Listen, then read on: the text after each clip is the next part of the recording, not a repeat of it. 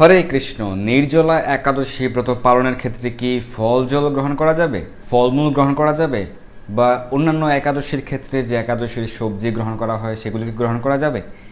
আমরা আজকে সেই বিষয়ে আলোচনা করছি। যদিও এই বিষয়টি অনেকেই জানেন, কিন্তু আমরা অনেক প্রশ্ন পেয়েছি। যেহেতু পাণ্ডবা নির্জলা একাদশী ব্রত সকলেই পালন করেন, আমরা প্রায় শতাধিক প্রশ্ন পেয়েছি এই একই প্রশ্ন, যে নির্জল উপবাস তো সেই ক্ষেত্রে কি ফলমূল গ্রহণ করা যাবে কিনা বা জল গ্রহণ করা যাবে কিনা, সেই সম্পর্কে আপনাদের যে দ্বিধা রয়েছে সেটির আজকে আমরা সমাধান করব।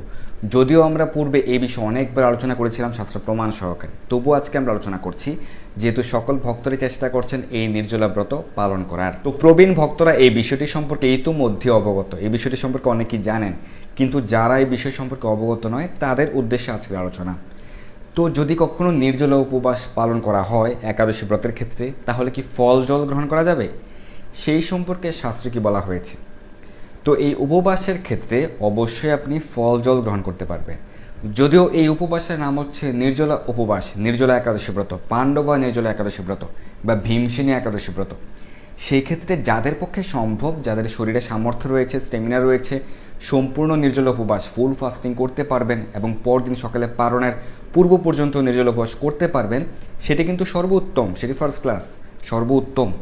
কিন্তু যাদের পক্ষে সম্ভব নয়, সকলের শরীরে তো একই রকম স্টেমিনা থাকে না, সামর্থ্য থাকে না, অনেকের অনেক রকম প্রতিকূলতা থাকে। তাছাড়া এখন যেহেতু বর্তমান যুগের সাপেক্ষে লোকেদেরকে অনেক কষ্টসাধ্য কাজ করতে হয়, কেউ বা চাকরি করছে, কেউ ব্যবসা করছে, বা কেউ ছাত্রছাত্রী শিক্ষার্থী রয়েছেন।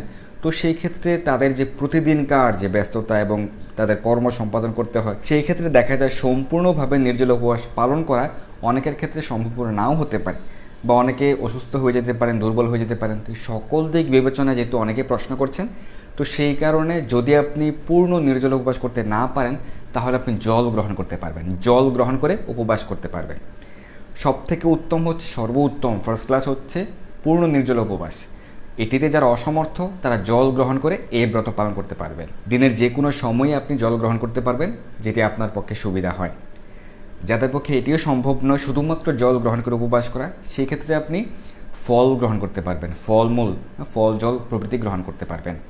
যাদের পক্ষে এটিও সম্ভব নয়, অনেক অসুস্থ রয়েছেন, বা অনেকের বাড়িতে ছোট শিশুরা একাদশী ব্রত পালন করেন, তাদের ক্ষেত্রে, বা যাদের অনেক বেশি দুর্বলতা রয়েছে শরীরে, শারীরিক প্রতিকূলতা রয়েছে, সেক্ষেত্রে আপনারা অন্যান্য একাদশীতে যেরকমভাবে সবজি গ্রহণ করতেন সেরকমভাবেই একাদশীর সবজি গ্রহণ করতে পারবেন, যেগুলি বিশুদ্ধ ঘি বা সূর্যমুখী তেল দিয়ে রন্ধন করা হয়। তো এই ক্ষেত্রে আপনারা সকলে কিন্তু একাদশী ব্রতের ফল প্রাপ্ত হবেন, দুশ্চিন্তার কোনো কারণ নেই। এখন বিষয় হচ্ছে, এগুলি কি শাস্ত্রে রয়েছে? শাস্ত্রে কি একাদশী ব্রত নির্জলা উপবাসের ক্ষেত্রে ফল জলের বিধি রয়েছে? হ্যাঁ, রয়েছে। এই সম্পর্কে আমাদের কিন্তু বিস্তারিত শাস্ত্র প্রমাণ সহকারে আলোচনা আমাদের ভিডিও রয়েছে, আমাদের চ্যানেলে আপনারা সেটি দেখে নিতে পারেন। তবু আজকে আপনাদের উদ্দেশ্যে বলছি যে এই সম্পর্কে কৃষ্ণ যজুর্বেদে উল্লেখ রয়েছে যে যদি নির্জল উপবাস করা হয়, কিন্তু সেক্ষেত্রে যদি ক্ষুধা অসহনীয় হয়, যে সহ্য করা যাচ্ছে না ক্ষুধা, সেই ক্ষেত্রে কৃষ্ণ যজুর্বেদের সিদ্ধান্ত প্রদান করা হয়েছে তাহলে জল পান করবে। কারণ জল পান করলে উপবাস হয়, আবার ভোজনও হয়।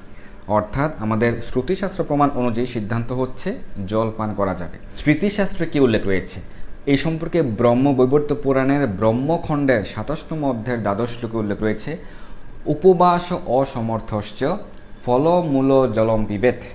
অর্থাৎ সম্পূর্ণ নির্জল উপবাস করতে যদি কেউ অসমর্থ হয়, তাহলে তিনি কী কী গ্রহণ করতে পারবেন? ফল মূল জল গ্রহণ করতে পারবেন।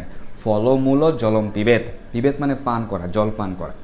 তাহলে ফল মূল বা কন্দ এবং জল গ্রহণ করা যাবে। যারা সম্পূর্ণ নির্জল উপবাসে অসমর্থ হয়, তারা ফল মূল জল গ্রহণ করে উপবাস ব্রত পালন করতে পারেন। এই সিদ্ধান্ত শাস্ত্রে প্রদান করা হয়েছে। সেক্ষেত্রে আপনাদের দুশ্চিন্তার কোনো কারণ নেই। যাদের পক্ষে সম্ভব চেষ্টা করবেন সম্পূর্ণ নির্জল উপবাস পালন করা, এটি সর্বোত্তম।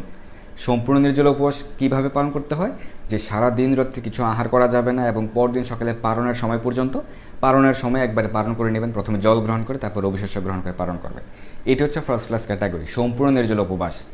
এটিতে যারা অসমর্থ তারা জল গ্রহণ করে এই ব্রত পালন করতে পারেন। তাতেও অসমর্থ হলে ফলমূল গ্রহণ করতে পারবেন।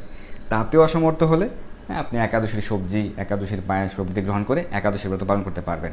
সেক্ষেত্রে আপনারা সকলেই একাদশী ব্রতের ফল প্রাপ্ত হবেন। আমি কয়েক ঘন্টা পূর্বে একটি প্রশ্ন পেয়েছিলাম, একজন মাতাজি প্রশ্ন করেছেন যে যদি একাদশীতে, এই নির্জলা একাদশীতে, যেহেতু একাদশীর নাম নির্জলা, তাহলে যদি ফলমূল গ্রহণ করি তাহলে কি পাপ হবে? না, পাপ হবে না। আপনি ব্রত পালন করছেন, পাপ কাদের হবে? যারা একাদশী ব্রত পালন করে না। একাদশীতে কাদের পাপ হবে? যারা একাদশীতে অন্ন, রুটি প্রভৃতি রবিশস্য গ্রহণ করে, একাদশী ব্রত পালন করে না, তাদের মহাপাপ স্পর্শ হবে। কিন্তু আপনারা তো সকলে একাদশী ব্রত পালন করছেন, কেউ বা জল গ্রহণ করে, কেউ বা সম্পূর্ণ নির্জলা, আবার কেউ বা ফলমূল গ্রহণ করে। সকলেই ব্রতের ফল প্রাপ্ত হবেন। কেউ হয়তো বা 100% ফল প্রাপ্ত হবেন, আবার কেউ 90% ফল প্রাপ্ত হবেন, সেটি ভিন্ন বিষয়। এক্ষেত্রে দুইটি বিষয় রয়েছে। প্রথমটি হচ্ছে যে আমাদের ফলের আশা করা উচিত নয়। ভগবান আমাদেরকে যতটুকু কৃপা করবেন, যতটুকু ফলদান করবেন, তিনি যেরকমভাবে আমাদেরকে রাখবেন সেভাবে আমরা সন্তুষ্ট। আমাদের কর্তব্য ভগবানের নির্দেশ পালন করা, ভগবানের সিদ্ধান্তগুলি মান্য করা, পালন করা হচ্ছে আমাদের দায়িত্ব, আমাদের কর্তব্য। সেই কারণে আমরা প্রত্যেকটা একাদশী ব্রত পালন করব ভগবানের সন্তুষ্টির জন্য।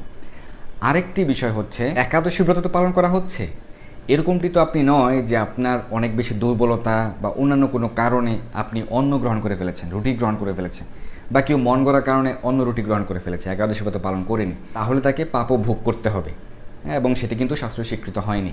কিন্তু আপনি যে উপবাস পালন করছেন, একাদশী ব্রত পালন করছেন, হোক সেটি জল গ্রহণ করে, হোক সেটি ফলমূল গ্রহণ করে, বা নির্জল উপবাস, আপনি যে ভগবানের সিদ্ধান্ত মান্য করছেন, একাদশী ব্রত পালন করছেন, সেটিতে ভগবান সন্তুষ্ট হবেন এবং অবশ্যই আপনাকে ভগবান বিশেষ কৃপা প্রদান করবেন।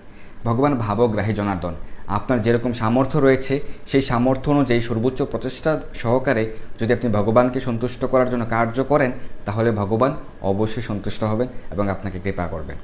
তো আমরা কিন্তু সিদ্ধান্ত পেয়ে গেছি যে এই নির্জল উপবাসের ক্ষেত্রে, এই পাণ্ডবা নির্জল উপবাসের ক্ষেত্রে যে জল গ্রহণ করা যাবে কিনা, ফলমূল গ্রহণ করা যাবে কিনা।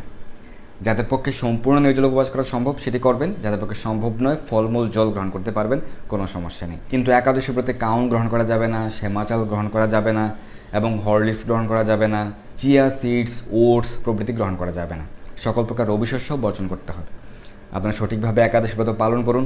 প্রত্যেকটি একাদশী ব্রতের ক্ষেত্রেই, যতগুলি একাদশী রয়েছে বছরে, প্রত্যেকটা একাদশী ব্রতের ক্ষেত্রে আপনারা ফলমূল গ্রহণ করে ব্রত পালন করতে পারবেন। দুশ্চিন্তা কোনো কারণ নেই। বেশি বেশি হরিনাম জপ করুন, ভগবানের সেবা পূজা আদি করুন, ভগবানকে সন্তুষ্ট করার জন্য কার্য করুন। একাদশীতে ভোজনের থেকে বেশি গুরুত্ব প্রদান করা হয়েছে ভজনের প্রতি, কৃষ্ণ ভজনের প্রতি। আপনি বেশি বেশি হরিনাম জপ করবেন, প্রাতঃস্নান করবেন, মঙ্গল আরতি করবেন, ভগবানের চরণে তুলসীপত্র পুষ্প অর্পণ করবেন, তুলসীতে জল দান করবেন, শাস্ত্র অধ্যয়ন করবেন, ভগবানের সেবা পূজা আদি করবেন, গীতা ভাগবত পাঠ করবেন, কৃষ্ণ কথা শ্রবণ করবেন, তাহলে ভগবান প্রীত হবেন। হরিনাম জপ, হরিনাম কীর্তন করবেন, তাহলে ভগবান প্রীত হবেন। আপনার পরিবারের সকলে মিলে হরিনাম সংকীর্তন করবেন, তাতে ভগবান আরও বেশি প্রীত হবেন। কৃষ্ণ ভজনের দ্বারা আপনি ভগবানকে আরও বেশি সন্তুষ্ট করতে পারবেন। আর এটিই হচ্ছে উপবাসের উদ্দেশ্য। এই মাধব তিথি, হরিবাসর তিথির উদ্দেশ্য হচ্ছে ভগবানকে সন্তুষ্ট করার জন্য কার্য করা। আমরা আরও বেশি সময় প্রাপ্ত হই ভগবানকে তুষ্ট করার জন্য। তো ধন্যবাদ আমাদের সঙ্গে যুক্ত থাকার জন্য। আজকে আমরা গুরুত্বপূর্ণ বিষয় আলোচনা করেছি যে পাণ্ডবা নির্জলা একাদশী ব্রত বা যে কোনো নির্জলা একাদশীর ক্ষেত্রে কি জল গ্রহণ করা যাবে কিনা বা ফলমূল গ্রহণ করা যাবে কিনা। ধন্যবাদ সবাইকে। তো যারা আজকের আলোচনাটি শুনে সমৃদ্ধ হয়েছেন, আপনার পরিবার বা আপনার প্রিয়জন, বন্ধুজন যাদের এই বিষয়ে প্রশ্ন রয়েছে, সংশয় রয়েছে, তাদের কাছে পৌঁছে দিতে পারেন যাতে সকলেই অবগত হতে পারে। ধন্যবাদ সবাইকে। হরে কৃষ্ণ।